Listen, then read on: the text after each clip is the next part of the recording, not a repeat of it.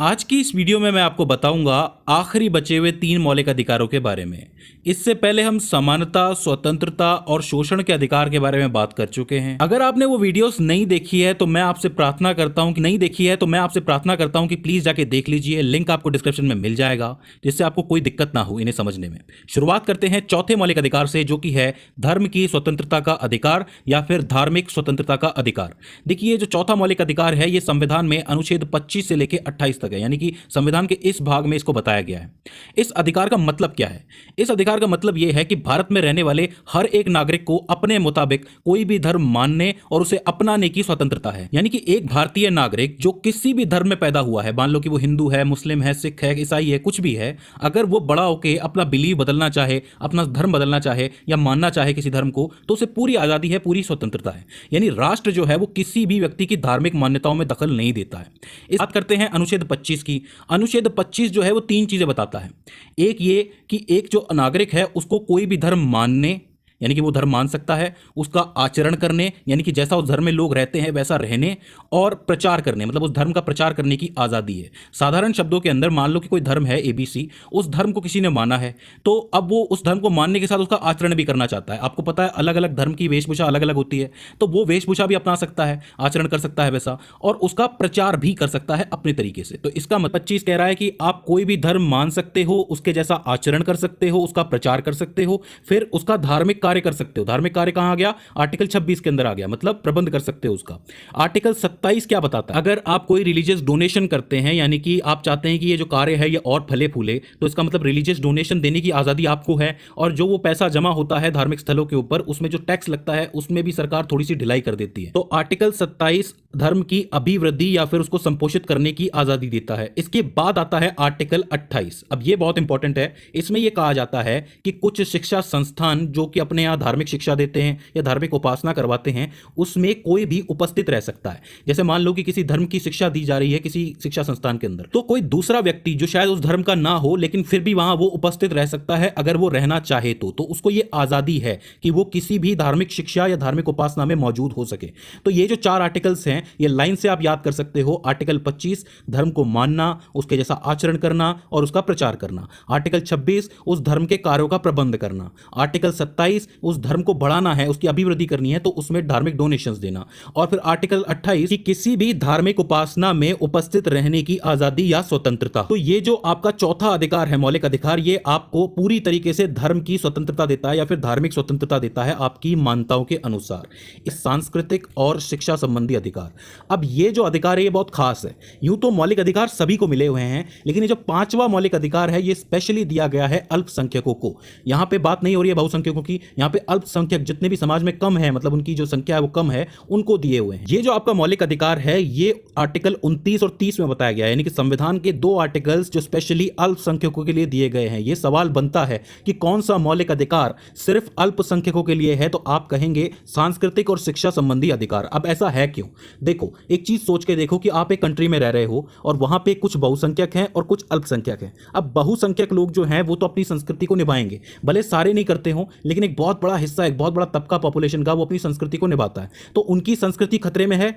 नहीं है। बात करें अल्पसंख्यकों की जो बहुत ही कम रह गए हैं, उनको जरूरत है कि उनकी संस्कृति को बचाया जाए और उनके हितों की रक्षा की जाए। तो अब इसमें 2 आर्टिकल्स हैं, 2 अनुच्छेद हैं, अनुच्छेद 29, अनुच्छेद 30। बात करें अनुच्छेद 29 की, तो वो ये कहता है कि जो भी समाज में अल्पसंख्यक रह गए हैं उनकी भाषा, उनकी लिपि और उनकी संस्कृति के हितों की रक्षा करना है। यानी कि उनकी भाषा जो विलुप्त हो रही है उसकी रक्षा करो, मतलब वो भाषा मैंडेटरी करो कोर्स के अंदर। उनकी जो लिपि है, मतलब लिखने में जो भाषा है उसकी रक्षा करो, और उनकी जो संस्कृति है, मतलब उनके सांस्कृतिक प्रोग्रामों को बढ़ावा दो जिससे उनकी संस्कृति जिंदा रहे। तो इस तरह आर्टिकल 29 या अनुच्छेद 29 अल्पसंख्यकों के हितों की रक्षा करता है। इसमें जो अनुच्छेद 30 है, आर्टिकल 30 है, वो क्या कहता है कि शिक्षा संस्थाओं की स्थापना करो और उसमें प्रशासन करने का अधिकार सिर्फ अल्पसंख्यकों को हो। सिंपल लैंग्वेज में अल्पसंख्यकों का अपना शिक्षा संस्थान हो जिसमें वो अपनी संस्कृति पढ़ सकें, तो उसका अधिकार उन्हें आर्टिकल 30 या अनुच्छेद 30 के तहत दिया गया है। तो यहां पे जो 5वां मौलिक अधिकार है ये हर तरीके के अल्पसंख्यक को अधिकार देने के लिए इनफ है, काफी है और काफी अच्छा है। ठीक है। और इसके बाद आता है आपका 6वां और आखिरी मौलिक अधिकार। अब वो क्या है? वो है संवैधानिक उपचारों का अधिकार, और ये आता है अनुच्छेद 32 के अंदर। अब इस बात को जरा गौर से सुन लेना, ये जो 6वां मौलिक अधिकार है ये आता है अनुच्छेद 32 के तहत, और अनुच्छेद अनुच्छेद 32 जो है उसको स्पेशली डॉक्टर B.R. अंबेडकर ने कहा था कि ये संविधान की आत्मा है। मतलब ये जो आपका आर्टिकल है ये संविधान की आत्मा है। किसने कहा था? Doctor B.R. अंबेडकर के अंदर। अब आप में से कुछ लोगों के दिमाग में एक चीज आ जाएगी कि संविधान की आत्मा तो उसकी प्रस्तावना होती थी, ये आर्टिकल कहां से हो गया? देखो एक चीज समझो, डॉक्टर B.R. अंबेडकर ने स्पेशली कहा था इस आर्टिकल के बारे में कि ये आर्टिकल जो है पूरे संविधान की आत्मा है,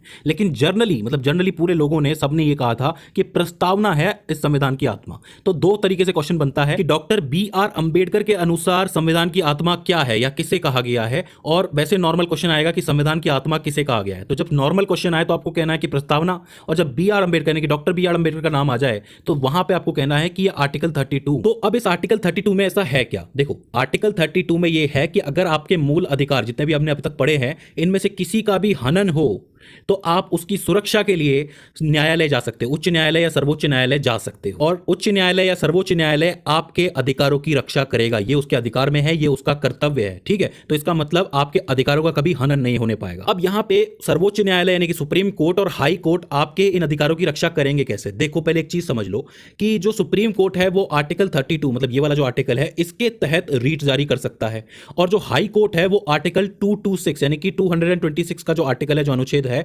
उसके तहत रीट जारी कर सकता है। दोनों एक ही आर्टिकल के तहत नहीं जारी करेंगे।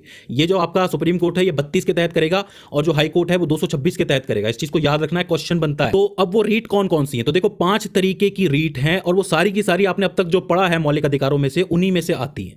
पहली जो रीट है वो है बंदी प्रत्यक्षीकरण।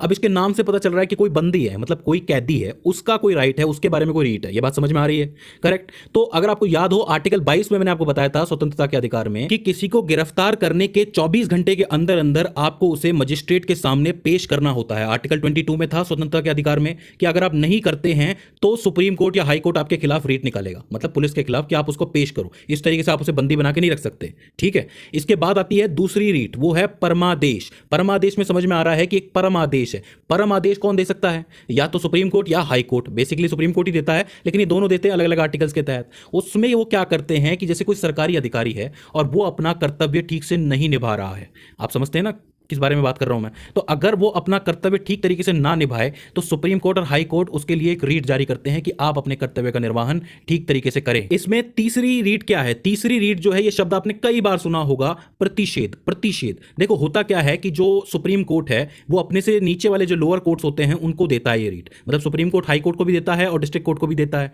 और हाई कोर्ट सिर्फ डिस्ट्रिक्ट कोर्ट को देता है। वो ये कहता है कि अगर मान लो कि हाई कोर्ट में कोई मामला चल रहा है तो बीच कार्यवाही को रोकने के लिए जो सुप्रीम कोर्ट है वो कहता है कि ये जो मामला है वो आपके अधिकार सीमा से बाहर का है, इस पे कार्य ना करें, ठीक है। तो उसका मतलब काम को रोकने के लिए, कार्यवाही को रोकने के लिए बीच में ही जो आपका सुप्रीम कोर्ट है वो लोअर कोर्ट्स को ये प्रतिषेध नाम की रीट जारी कर सकता है।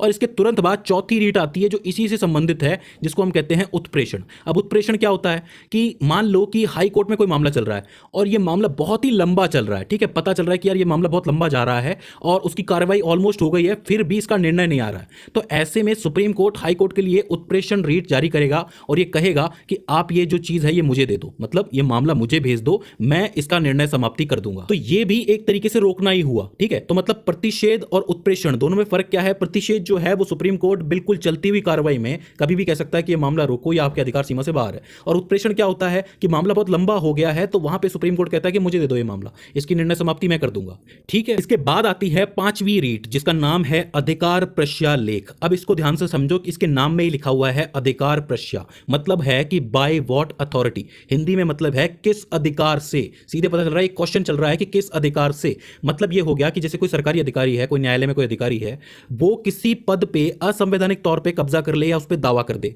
तो फिर उससे पूछा जाता है कि किस अधिकार से आप कह रहे हैं कि ये जो पद है वो आपके अधिकार में आता है, ठीक है। तो इसके लिए एक बाकायदा एक लेख लिख के दीजिए, इसीलिए इसको कहा गया अधिकार प्रश्यालेख। तो जो अथॉरिटी है वो ये लेख लिखने के लिए कहती है, ये रीट जारी करती है। तो इस तरीके से 5 जो है आपकी रीट्स निकलती हैं। अगर आपने गौर से देखा हो, बंदी प्रत्यक्षीकरण, परमादेश, प्रतिषेध, उत्प्रेषण और अधिकार प्रश्यालेख सब